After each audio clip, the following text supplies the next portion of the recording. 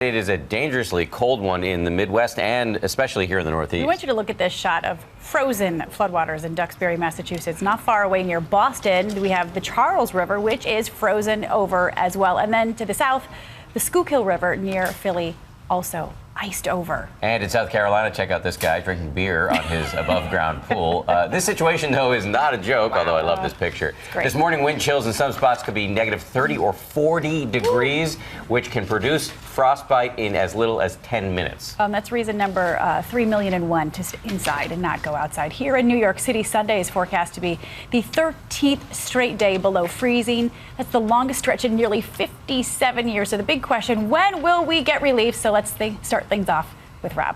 We're going to hold off that answer for just a bit. I'll touch on it. Come on, it's the duration of this, the longevity of this cold that's really been exceptionally brutal. It's going to be a top three, as you mentioned, since 1961. We haven't seen a stretch like this below freezing in New York. And places like Raleigh goes down to the south. Similar stretches, if not all-time record-breaking stretch there. And look at the wind chills all the way from Maine down in through South Carolina today. This polar air coming in, reinforcing this is the coldest stuff right now. -8 in New York City for a wind chill. But look at this, -30 to -40 in Saranac Lake in upstate New York. And tomorrow we don't warm up a whole lot. We're not really going to warm up until the end of this week. So dangerous cold coming in here. And as you saw that one picture in through parts of Boston in the south part there, frozen coastal flooding there. I don't think I've ever seen that. And with us live this morning is Eva Pilgrim just up the road in Boston proper. Hi, Eva.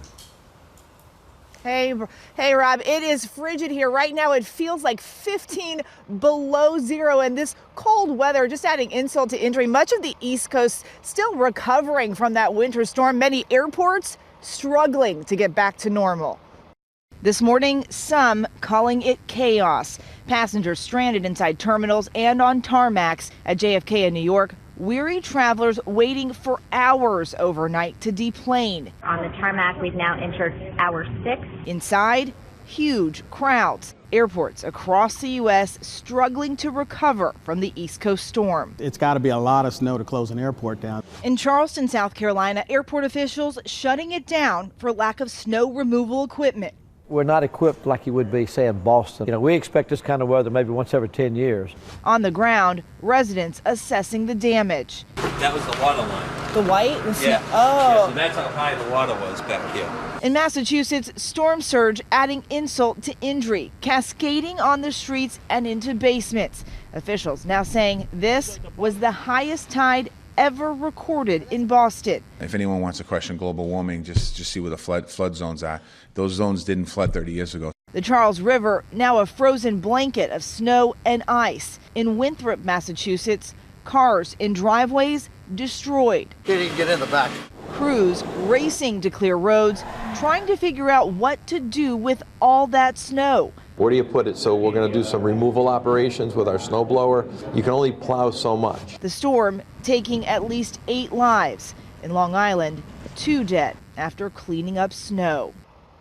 And these temperatures are not just cold, but they are dangerous. As you guys were mentioning, it doesn't take long to get frostbite in these temperatures. Where I am right now, less than half an hour, guys.